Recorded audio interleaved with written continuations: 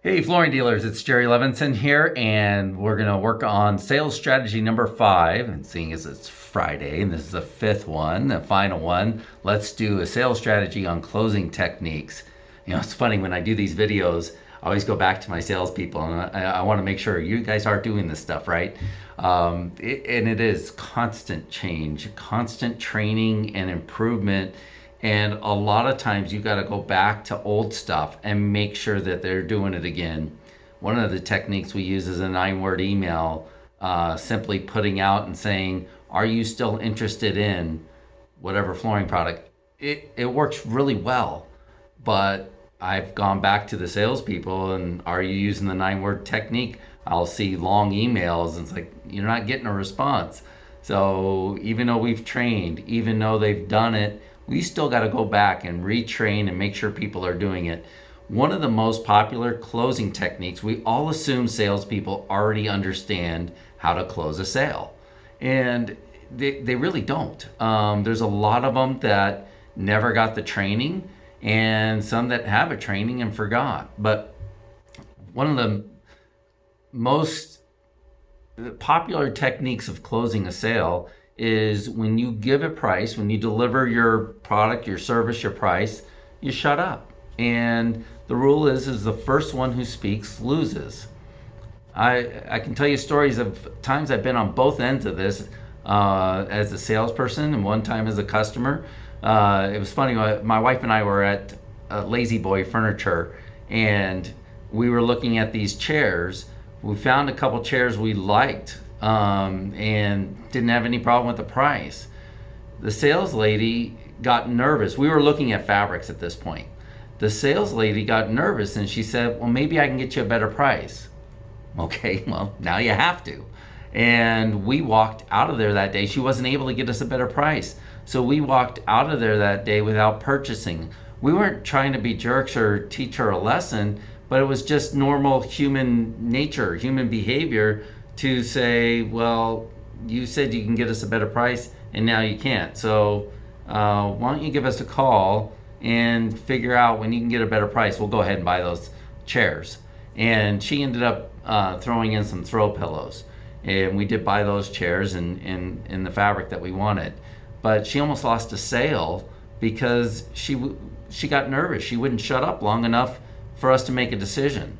I've seen this happen too, where a salesperson talks over a customer's thoughts. Silence is okay, guys. It's okay to let people think. It's okay not to talk. All right? So you can let people look, decide. And it's very uncomfortable too. When you give a price, sometimes it can go on, the 30 seconds can feel like forever. But make sure you're going over this with your salespeople and talking about, let the customer decide. Don't get nervous and assume that the problem is they're not satisfied with the price. It could be something else that they're thinking. After a long period of silence, you could even ask them a question.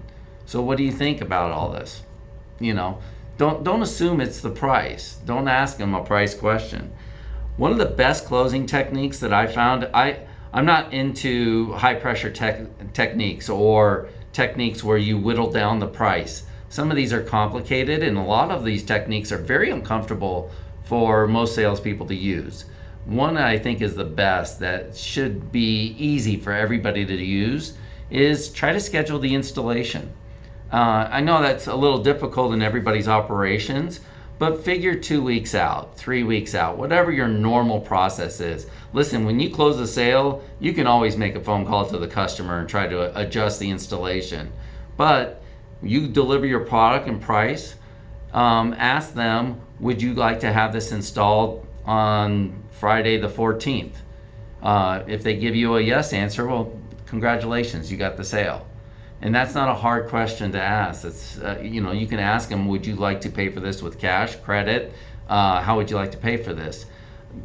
That's a perfectly fine question. Some people are a little more uncomfortable with that, but asking them when would you like to have it installed or giving them a choice of a couple of installation dates is a great closing technique. Make sure every time you are asking for the sale too. That's something too that's frustrating, is when a salesperson doesn't even try. They don't ask for the sale. They're waiting for the customer to respond. So make sure you're training your salespeople. You should have them watch this video. Make sure that you guys are closing the sales. You deserve the sale. And there was a mentor I had, Chet Holmes, wrote The Ultimate Sales Machine, one of the best books you can read. And he said, if you think you're the best person for this customer, you think that you're going to give them the best customer experience, then you have an obligation to close as hard as possible. Okay? Because you are in the best interest of your customer. If you truly believe that, then close a damn sale. Let's get the job. Let's take care of our customer. Let's give them a great experience. Okay? It's not about price. Remember, it's about customer experience and how they're going to do this. If you guys want to see more of these videos, you can always subscribe to the YouTube channel. I'll leave something below. I'm posting these videos live on Facebook. And again, this is all stuff we're going to cover in the mastermind next week. But if you like to subscribe to the channel, at least you'll get the videos when they come up on YouTube, if you're not seeing all of them here. Okay, I hope you enjoyed all these sales techniques that we've gone over this week, and I look forward to talking to you more.